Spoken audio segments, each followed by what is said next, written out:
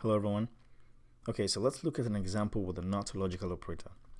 Okay, so let's assume there's a test being taken. There's a math test being taken. And the pass mark for that test is 80. Alright, so I'm going to declare as a named constant a pass mark. I'm going to set it equal to 80. So by popular convention, when you're naming your constant, you want to name them as uppercase characters. If it's more than one word, you want to separate them with underscores. So if you get 80 or above, then you've passed the test, right? Okay, so 80 or above, you've passed the test. And then now I'm going to allow the user to type in their score. And so we need an input function for that. So the input function takes in the prompt to display to the user. I'm going to say, please enter your score. So the input function is going to display this text to the user, and it's going to allow the user to type in a value. Now, whatever the user types is going to be returned as a string. But here's a case we need a number, because we need this. The score can be a floating point value. Actually, it's going to be a floating point value. It can be. The score can be 80.5 or 81.5, depending on how the score was graded. And so we need to convert everything that the input function is returning, that string, we need to convert it to a float.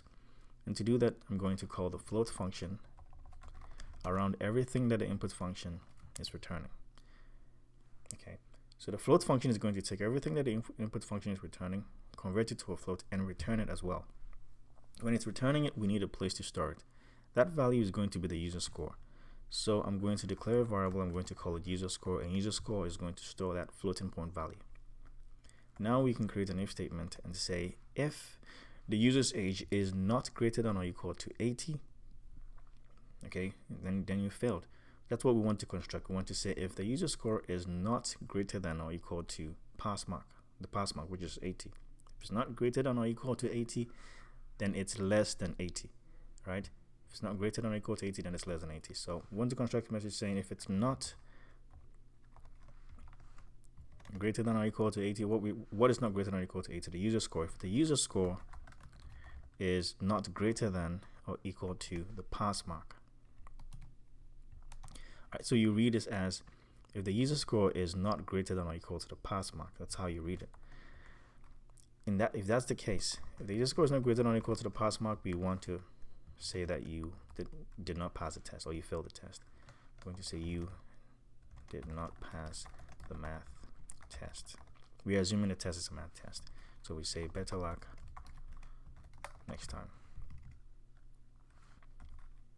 And then we have else. Else means that the user score is indeed greater than or equal to the pass mark, or 80. In that case, we want to display a message saying that you passed the math test. Go grab yourself a cookie. Right? This is just by the way, anyway. So we understand this, right? If the user's age is not greater than or equal to the pass mark, then we say you did not pass the math test. Better luck next time. Else, that means the user's age is greater than or equal to the pass mark, right? So let's try this out. We run the program. Oops, let's see here. And it says, please enter your score. I'm going to enter 79 and hit enter. It says you did not pass the math test. Better luck next time, right? So we evaluate and say if the user's age, okay, is not greater than or equal to the pass mark. So it's true that the user's age is not greater than or equal to the pass mark, because sorry, I keep on saying age. I think I said age.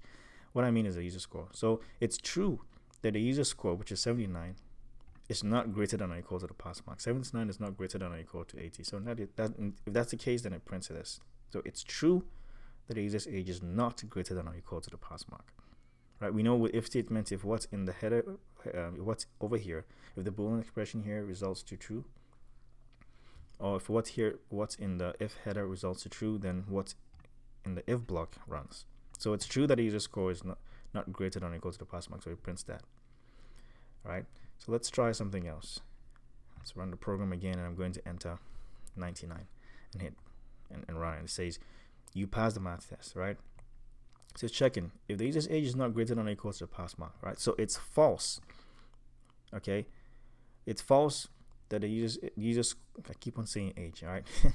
It's false that the user score is not greater than or equal to the pass mark. Guess what? Because the user score 99 is greater than or equal to the pass mark, and that's the case, it's false.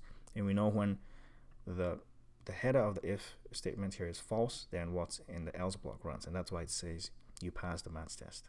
Okay, so this is an example program to help us get more information on the not logical operator. So that's it. If you have any questions, please comment down below and I'll do everything to respond to them. Thank you very much for watching. Take care of yourselves, and I'll see you next time with the next video. All right then, bye bye.